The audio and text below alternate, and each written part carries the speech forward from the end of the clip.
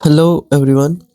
तो आज के इस वीडियो में हम जानने वाले हैं एक बहुत ही चमत्कारी, बहुत ही अद्भुत यौगिक के बारे में, जिसे हम कहते हैं हाइड्रोकार्बन। तो अगर मैं आपसे कहूं कि कार जिस फ्यूल के जलने से चलती है वो बना है हाइड्रोकार्बन से, तो आपको जानकर कैसा लगा? अगर मैं आपको बताऊं कि ये मोमबत्ती जो जल रही है, इसका जो मोम है वो भी बना है हाइड्रोकार्बन से, आपको ये जानकर कैसा लगा? उसी प्रकार से एलपीजी के अंदर भरी जाने वाली फ्लूइड भी होती है हाइड्रोकार्बन। ये प्लास्टिक जो बना है ये भी है हाइड्रोकार्बन। आप देख सकते हैं जो भी सड़क बनता है, जिसपे जितनी भी ये गाड़ियां चलती हैं, वो सड़क बनाने का जो मुख्य रूप से कोलतार यूज होता है, जिसको बिटुमिन कहते हैं, वो भी किसका बना है? हाइड्रोकार्बन का। तो हाइड्रोकार्बन एक बहुत ही प्रासंगिक ऐसा यौगिक है जो हमारे आसपास घिरी हुई वस्तुओं में, अधिकांशतः वस्तुओं में पाया जाता है। तो जानते हैं हम लोग इसके परिभाषा के बारे में कि हाइड्रोकार्बन होता क्या है। तो जैसा कि आप नाम से ही देख पा रहे हैं कि हाइड्रोकार्बन दो शब्दों से मिलकर बना है। हाइड्रो का मतलब होता है हाइड्रोजन और कार्बन मतलब कार्बन, यानी हाइड्रोकार्बन जो है उसमें केवल दो एलिमेंट्स होने चाहिए, एक तो हाइड्रोजन और दूसरा कार्बन। यानी इन दो एलिमेंट्स की मदद से बनने वाले कार्बनिक यौगिक को ही कहा जाता है हाइड्रोकार्बन। यानी कि अगर परिभाषा की बात की जाए तो वे सभी कार्बनिक यौगिक जो केवल कार्बन और हाइड्रोजन तत्वों से मिलकर बने होते हैं, हाइड्रोकार्बन कहलाते हैं। अगर बात की जाए सबसे सरल हाइड्रोकार्बन की, तो वो होता है मेथेन, जिसका संरचना सूत्र होता है इस प्रकार से। यानी एक कार्बन की चारों संयोजकताएं किससे भरी होती हैं? भरी होती हैं हाइड्रोजन से। तो बन के आता है CH4। क्या बन के आता है? CH4। और ये होता है सबसे सरलतम हाइड्रोकार्बन, जो कि CNG या नेचुरल गैस कह लें, तो उसका एक मुख्य कंपोनेंट होता है, मुख्य घटक होता है। यानी कि नेचुरल गैस इससे मिलके बना होता है। अब बात की जाए कि हाइड्रोकार्बन होते कितने प्रकार के हैं, तो हम आपको एकदम सरल भाषा में समझाने वाले हैं कि हाइड्रोकार्बन मुख्य रूप से दो प्रकार के होते हैं। कौन कौन से? लिख लेते हैं यहाँ पर। हाइड्रोकार्बन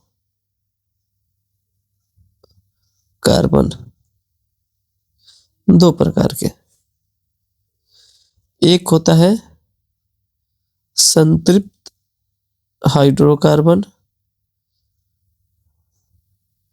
और दूसरा है असंतृप्त हाइड्रोकार्बन।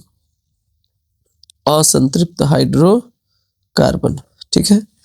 अब इसको स्पष्ट करना है कि ये संतृप्त और असंतृप्त का अर्थ क्या है। तो सामान्य भाषा में अगर देखा जाए तो संतृप्त का मतलब होता है तृप्त। तृप्त माने एकदम पूर्ति हो गई इच्छा की। कहा जाता है कि एकदम खा के मन तृप्त हो गया। इसका अर्थ है कि एकदम अब कोई आवश्यकता, कोई जगह नहीं है थोड़ा सा भी भोजन को ग्रहण करने की, एकदम मन तृप्त हो गया। और असंतृप्त का मतलब होता है कि अभी इसका मन भरा नहीं है, ये तृप्त नहीं हुआ है, अभी इसको कुछ और भी मिलेगा तो ये ग्रहण कर सकता है। बात समझ पा रहे हो? तो देखो, जैसे मान लेते हैं कि हमारे पास दो कार्बन है और वो दो कार्बन जुड़े हुए हैं कुछ इस प्रकार से। तो एक कार्बन की चार संयोजकता होती है, तीन संयोजकता इस कार्बन की इस सेकंड वाले कार्बन से हो गई, तो इसके पास एक संयोजकता बच गई, इसके पास एक, और ये जुड़ गया कुछ इस प्रकार से हाइड्रोजन। अब अगर आप देख रहे हैं तो इस कार्बन की चारों संयोजकता होगी 1 2 3 4। उसी प्रकार से इस कार्बन को देखा जाए तो 1 2 3 और ये 4, 4 संयोजकताएं हो गई। अब यदि इस कार्बन को देखा जाए तो इसका मन भर गया है, लेकिन अगर इससे पूछा जाए कि क्या तुमको और 2 हाइड्रोजन एक्स्ट्रा मिल रहे हैं तो तुम उसको ले सकते हो, ग्रहण कर सकते हो कुछ उपाय लगा के, तो ये तुरंत बोलेगा कि क्यों नहीं, एकदम ले सकते हैं। कैसे?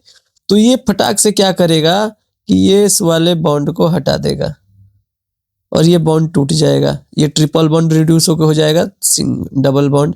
और जैसे ही डबल बॉन्ड होगा तो आप देख पा रहे होंगे कि इस कार्बन के पास 1 2 3 ही संयोजकता हो गया, तो ये एक यहाँ पर जो खाली स्थान है वो हाइड्रोजन से फिल कर लेगा। और यहाँ पर भी देख पा रहे हैं आप कि एक कार्बन है, तो यहाँ पर इस हाइड्रोजन के साथ एक अतिरिक्त इस कार्बन के साथ एक अतिरिक्त हाइड्रोजन यहाँ आके जुड़ जाएगा और इसकी फिर से 4 संयोजकताएं पूर्ण हो गई।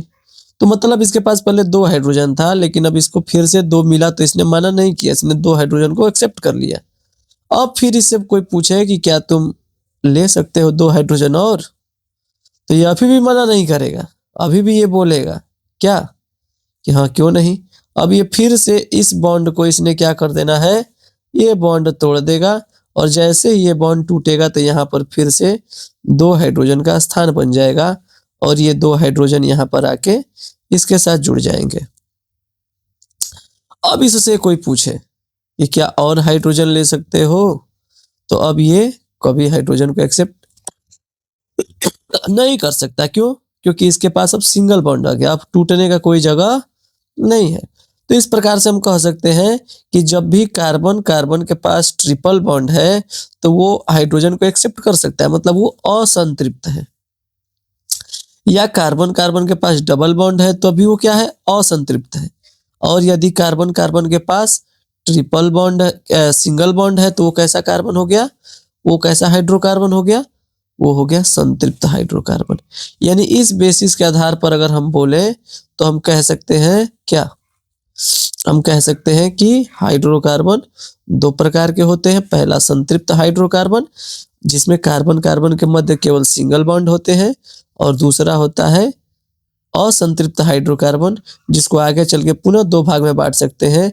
एक वो असंतृप्त हाइड्रोकार्बन जिसमें कार्बन कार्बन के पास डबल बॉन्ड हो, और एक दूसरा वो असंतृप्त हाइड्रोकार्बन जिसमें कार्बन कार्बन के पास ट्रिपल बॉन्ड हो। तो इस हिसाब से अगर हम देखें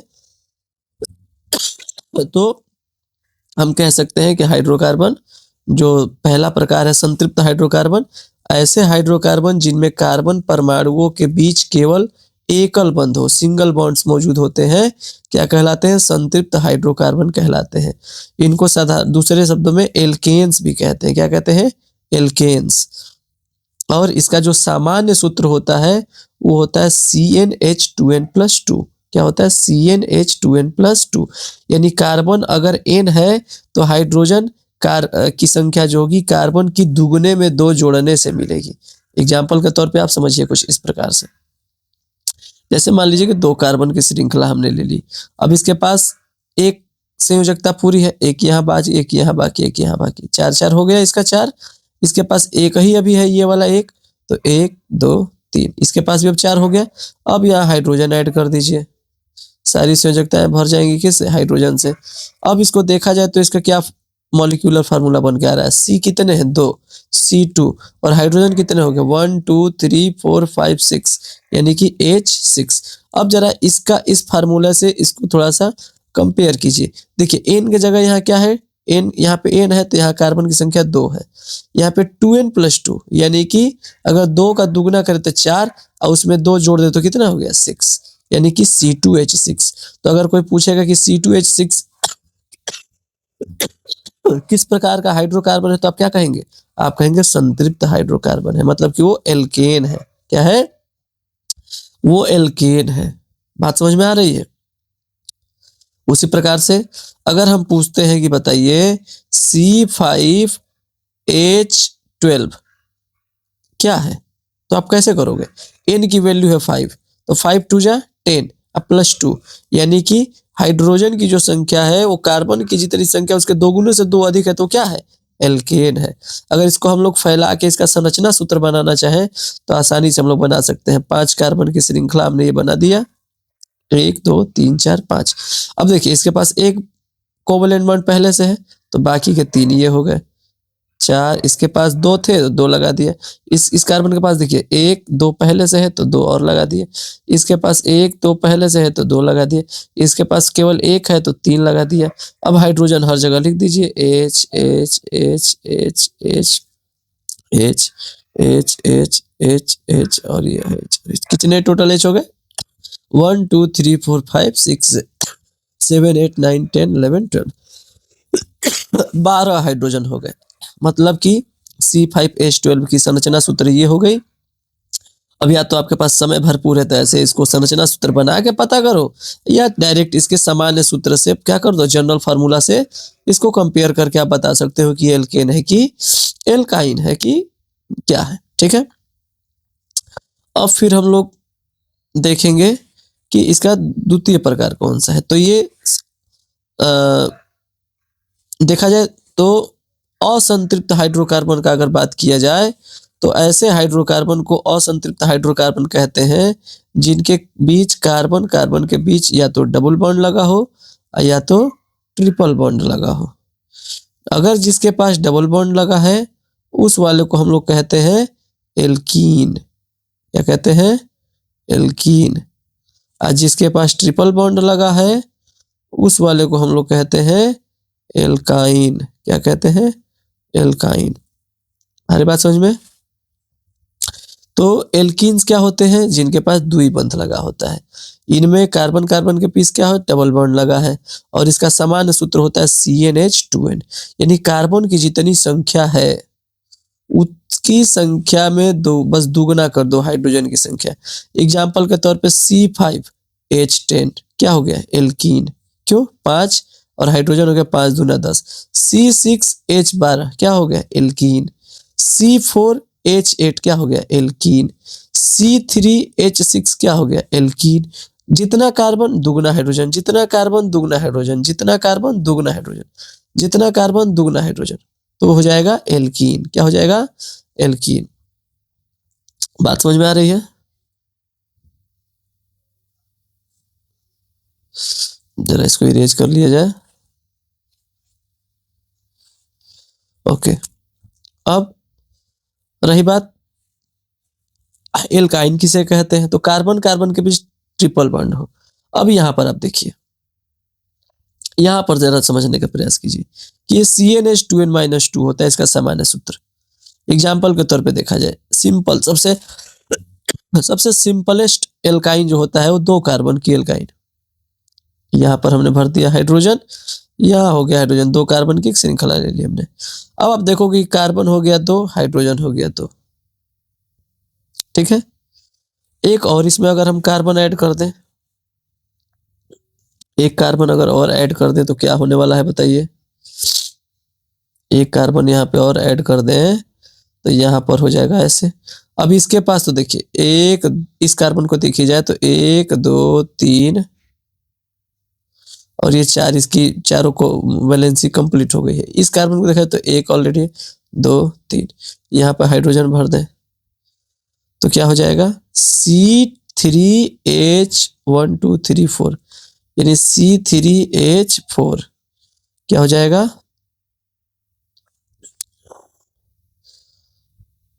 C3H4 यानी कि देखो मिलाओ इसको इस जनरल फार्मूला से, CnH2n-2 मतलब जितना हाइड्रोजन है उसका दुगना करो और 2 घटा लो।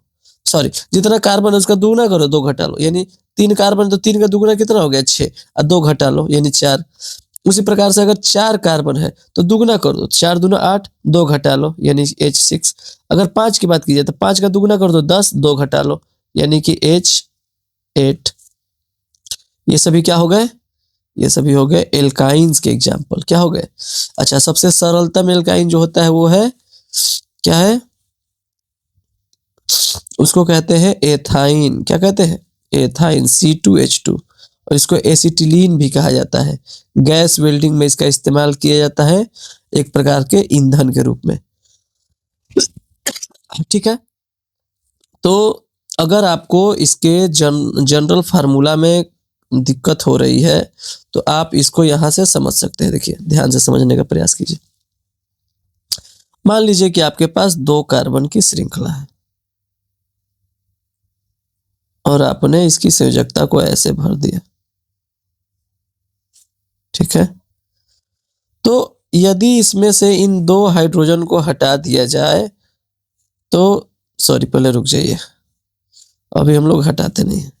इसको एल्केन बना के लिख देते हैं, इसका CnH2n+2, ठीक है।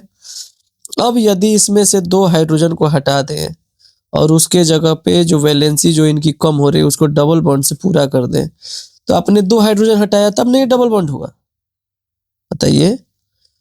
तो यहां से जब 2 हाइड्रोजन आपने हटाया तो उसकी संयोजकता इस सामान्य सूत्र में भी हाइड्रोजन को 2 माइनस कीजिए, यानी कि CnH2n+2 -2 प्लस -2 तो हो गया 0, तो बच गया बस 2n। अच्छा, अगर आपसे बोला जाए कि इन दोनों हाइड्रोजन को भी हटा दीजिए, तो अगर हटाते हैं तो इसकी जो कमी हो रही वैलेंसी एक और बॉन्ड लगा के बढ़ाई जाएगी। तो आपने 2 हाइड्रोजन बढ़ाया तो ट्रिपल बॉन्ड हुआ, घटाया तो यहां से हाइड्रोजन की संख्या फार्मूला में भी तो कम होगी, तो हो जाएगा CnH2n+2 सॉरी, इसमें से तो माइनस करना है तो हो जाएगा -2। कितना हो जाएगा? -2। यानी क्या कहने का अर्थ है हमारा, एकदम अगर सिंपल भाषा में अगर हम बताते हैं तो हमारा कहने का मतलब है कि C हर जगह हाइड्रोजन कर दें, तो यहां से अगर आपको एल्कीन पे आना है तो 2 हाइड्रोजन माइनस करने पड़ेगा, 2 हाइड्रोजन माइनस, तब हो जाएगा वो एल्कीन। क्या हो जाएगा? एल्कीन। और एल्कीन में से 2 हाइड्रोजन माइनस कर दें तो वो हो जाएगा एल्काइन, ठीक है।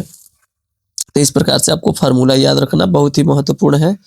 अच्छा, अगर हम बात करें कि हाइड्रोकार्बन के कुछ गुण क्या होते हैं उनके बारे में अगर हम चर्चा करें तो हम लोग देख सकते हैं यहाँ पर कि जो इसकी जो मौलिक संरचना होती है वो केवल और केवल 2 तत्वों से मिलकर बनी होती है, कार्बन और हाइड्रोजन,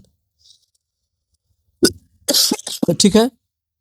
इनमें कोई भी विशेष कार्बनिक क्रियात्मक समूह मौजूद नहीं होता है। इनका जो भी क्रियात्मक समूह है केवल और केवल कार्बन और कार्बन कार्बन के बीच या तो डबल बॉन्ड है, चाहे सिंगल बॉन्ड है या ट्रिपल बॉन्ड है, इसी के आधार पर तय किया जाता है, ठीक है। और सबसे उदाहरण हो गया इसका methane, ethane, propane, butane, ethylene, acetylene, ये सभी। तो इसकी सामान्य रासायनिक सूत्र की बात की जाए तो CXHY, यानी कि हाइड्रोजन X और केवल कार्बन और केवल हाइड्रोजन, यही 2 मिलकर इसको क्या करते हैं? बनाते हैं।